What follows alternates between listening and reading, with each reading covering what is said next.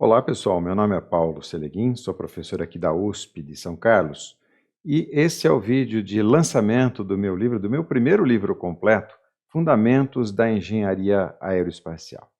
Ele vai ser lançado pela Amazon e eu quero explicar nesse vídeo aqui o conteúdo e também o contexto, inclusive essa caravelazinha aqui que eu coloquei na capa. O conteúdo, vamos lá, são 6 capítulos, se eu não me engano tem umas 300 e poucas páginas. Capítulo 1 eu faço uma breve história da exploração do espaço. Esse capítulo, inclusive, pode ser lido por qualquer um, porque é um livro de revisão histórica aqui da exploração espacial, e ele então não precisa de conhecimentos de matemática ou qualquer coisa dessa área. É um capítulo bastante amplo. Capítulo 2, os caminhos para o espaço ou escapando da prisão gravitacional. Capítulo 3, o projeto conceitual de um foguete e otimização da sua trajetória de lançamento. 4, motores e combustíveis para a propulsão de lançadores orbitais. No capítulo 5, como retornar do espaço e não se espatifar na Terra. Essa é a parte mais perigosa de uma missão espacial. E o capítulo 6, um capítulo mais hardcore, digamos, mecânica orbital e o projeto e análise de missões interplanetárias. Porque dificilmente uma missão espacial se resume ao lançamento. A missão espacial normalmente começa quando você lançou um satélite em órbita, por exemplo, ou uma sonda interplanetária para pesquisar em Marte, por exemplo. Mas esse é o conteúdo. Antes de entrar um pouquinho no detalhe desse conteúdo, eu queria falar um pouquinho do contexto em que esse livro, essa iniciativa, ela se insere. Nós aqui na Engenharia de São Carlos, a gente está procurando fomentar essa área, então eu venho produzindo o que eu chamo de uma revista, que são vídeos ou mini documentários, talvez, colocados ali no YouTube, e tem vários assuntos que, inclusive, eu não trato no livro. Então, por exemplo, a parte de aeroacústica, ou como evitar que o meteoro caia na Terra, ou se é possível pular de um paraquedas da estação espacial. Tem um vídeo também que eu gosto muito, porque se trata dos livros de ficção científica que eu li, que eu recomendo que sejam lidos. Então, é muito variado. Essa é uma iniciativa e ela tem como base, obviamente, o livro aqui. E também, eu queria comentar isso, os cursos intensivos. É uma iniciativa, ano passado, 2023, a gente fez um primeiro piloto, foi muito bem recebido. Esse ano, eu acabei de publicar o vídeo de lançamento do curso de 2024, inclusive com datas já marcadas para a parte síncrona. 9 de dezembro, na semana do 9 de dezembro de 2024 até 13 de dezembro de 2024. São 4 horas por dia, das 14 às 18 horas. Se você estiver interessado na versão 2024, que inclusive vai ser uma edição oficial USP, com certificação da USP, talvez isso seja bastante atrativo para você. Qualquer coisa, dá uma olhadinha ou entre em contato comigo. Mas então, esse livro, voltando aqui ao livro, ele se insere nessa iniciativa de fomentar essa área aeroespacial aqui na Engenharia de São Carlos, mas no Brasil de uma maneira geral. Vamos aos capítulos, uma breve história da exploração do espaço. Como eu disse, esse é um capítulo qualquer um pode ler. E eu começo falando da exploração das grandes navegações. Eu adoro esse período da história, gosto muito das histórias ali de Cabral, Vasco da Gama, os grandes navegadores portugueses, e até antes dele. No começo do meu livro eu falo de Camões, ali na primeira página eu falo de Luís de Camões, que justamente descreve as aventuras ali daqueles exploradores portugueses. Mas esse paralelo entre a exploração marítima, que precisou ali do desenvolvimento das primeiras caravelas e carracas portuguesas, e depois permitiu a navegação nos oceanos e um salto, eu vou dar um salto agora porque eu não vou contar o capítulo inteiro, e a mesma coisa que a gente está fazendo agora. A gente, de certa maneira, está com os pés ali na praia do cosmo, como diria Carl Sagan, e o que a gente precisa é dar um passo à frente. O mar parece convidativo, como ele diria, e para isso a gente precisa dos foguetes, dos lançadores orbitais. Então aqui eu preciso dar um salto enorme. Eu vou mostrar, por exemplo, uma foto. Essa foto fui eu que tirei, eu era criança. de um lançamento, a gente acompanhou o lançamento de um Saturno 1B, que levou os astronautas ali para Skylab, que foi a primeira estação espacial. Mas essa história toda está ligada ao fim da Guerra Fria. A Guerra Fria teve um grande desenvolvimento ali dos lançadores, infelizmente para mísseis intercontinentais, que obviamente foram substituídas, as ogivas foram substituídas, colocou uma cápsula com um astronauta ali, até os lançadores atuais, aqui inclusive o Falcon 9 e a Starship, tudo isso eu descrevo nesse primeiro capítulo. Capítulo 2, os caminhos para o espaço, ou escapando da prisão gravitacional. Aí não há como deixar de mencionar os grandes autores de ficção, Júlio Verne, esse seu livro aqui, Da Terra à Lua, que inspirou e descreveu a construção de um canhão espacial, que foi um projeto real. Esse aqui é um canhão real que lançou um objeto, se eu não me engano, a 140 quilômetros de altitude. Ele não foi capaz de entrar em órbita porque não tinha propulsão, mas de qualquer forma alcançou o espaço. Por mais sonhática que seja essa ideia, isso é possível de fazer em satélites ou luas sem atmosfera, por exemplo, uma colônia de mineração que lance o material, a sua produção, de volta para o planeta Terra, usando, por exemplo, um canhão eletromagnético. Falo também dos elevadores espaciais. Tudo isso é muito sonhático, eu sei, mas a física que está por trás é bastante interessante e instrutiva. E eu termino o capítulo falando ali dos lançadores comerciais, o Falcon 9, o Soyuz, e os comparo com os transportadores, seja no setor aéreo, seja até no setor marítimo. Aqui, por exemplo, há um paralelo muito estreito entre a revolução que os containers, ou a containerização, se existe essa palavra em português, da carga, e as missões rideshare, que podem ser lançadas aqui desses lançadores. Quer dizer, você vai lançar um satélite e compartilha esse lançamento com outras empresas que estão também lançando seus satélites, e esse compartilhamento é feito em cima de uma padronização análoga, não semelhante, mas análoga aos containers, por exemplo, de um navio como esse que eu estou mostrando aqui.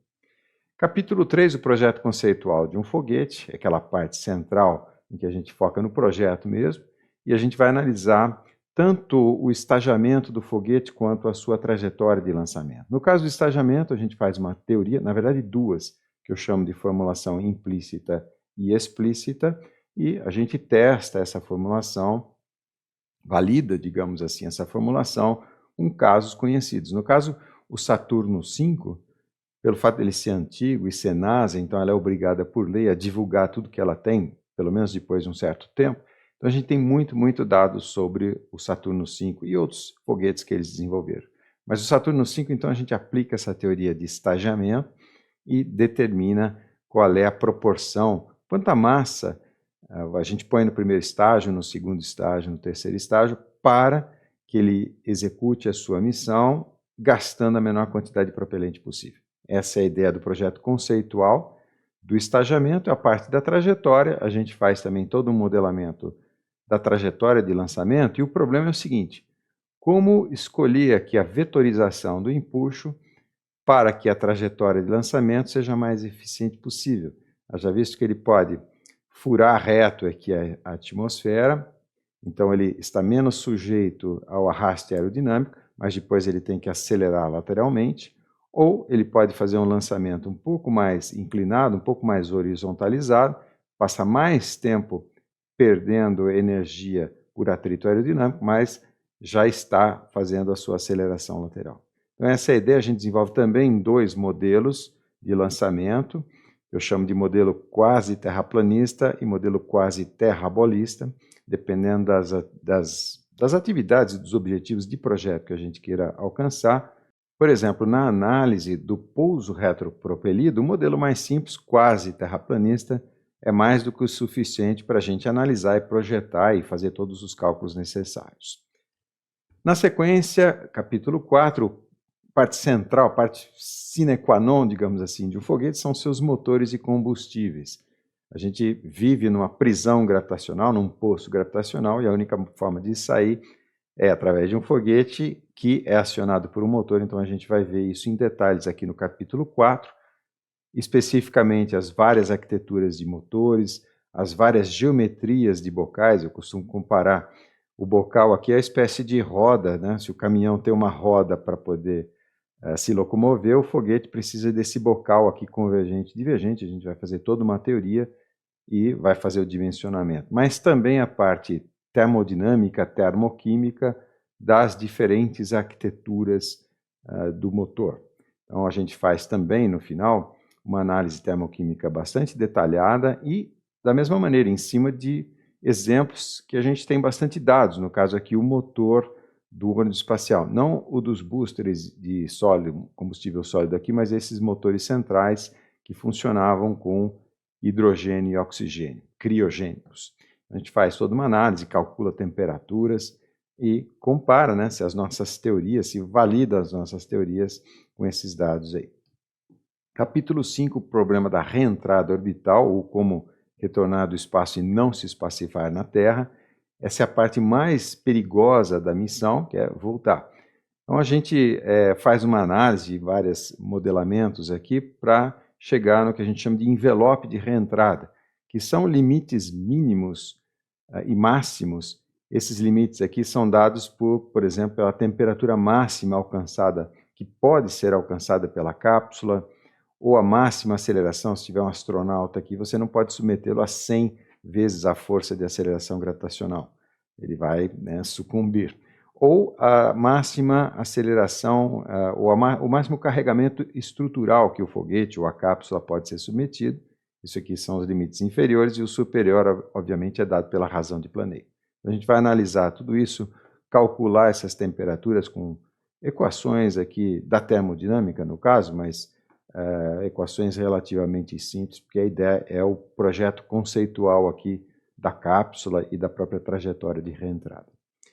E por fim, nesse mesmo capítulo, a gente volta, né, a usar o modelo quase terraplanista para analisar o pouso retropropelido. Vocês sabem, eu costumo falar isso nas minhas aulas, a única forma de você pousar eficientemente uma grande carga é usando o retropropelido, porque paraquedas e asas, acho que tenho aqui, né, paraquedas e asas, no caso, por exemplo, do ônibus espacial, só é eficiente até um certo limite de peso da cápsula ou da espaçonave, no caso do ônibus espacial. Acima de um certo limite, é só o retropropelido, e isso também requer que haja, né, uma atmosfera, no caso da asa e do paraquedas. Então, o pouso retropropelido é o único que funciona para grandes cargas, e a gente vai fazer uma análise detalhada. A otimização, como otimizar no sentido de minimizar a quantidade de combustível necessário para o acionamento dos foguetes e para o pouso final aqui. Isso a gente vê no capítulo 5. Capítulo 6, a parte de mecânica orbital, projeto e análise de missões interplanetárias. Aqui a gente desenvolve todo um ferramental de mecânica orbital, analisando não somente as trajetórias, mas as várias manobras de passagem, como eu estou mostrando aqui nesse slide, ou de inclinação do plano orbital, ou de encontro orbital, no caso, por exemplo, de você ter uma missão em que você quer levar um astronauta, né, fazer uma espécie de serviço de Uber aqui, do astronauta da sua casa aqui na Terra até a estação espacial. Então isso é um problema bastante contraintuitivo, e a gente faz todo esse equacionamento para poder analisar essas missões. E, como eu estava dizendo no início, a gente analisa várias missões. Eu gosto de usar o termo hackear a missão. A gente analisa aqui a Mars Reconnaissance Orbiter, as Voyager 1, 2 e New Horizons, várias dessas missões interplanetárias, e a gente usa as nossas equações para validar essa daqui. Por exemplo, esse é um gráfico que a gente faz com o nosso equacionamento e compara com a trajetória efetivamente realizada pela Mars Reconnaissance Orbiter, incluindo a sua aerofrenagem aqui na atmosfera do planeta Marte. Então é isso, é um livro lançado pela Amazon, os capítulos do 1 ao 6, aqui tentando cobrir da melhor maneira que eu fui capaz os fundamentos da engenharia aeroespacial. Qualquer coisa, entre em contato, estou à disposição de vocês. E lembre-se do curso aqui na edição 2024. Até mais então, pessoal.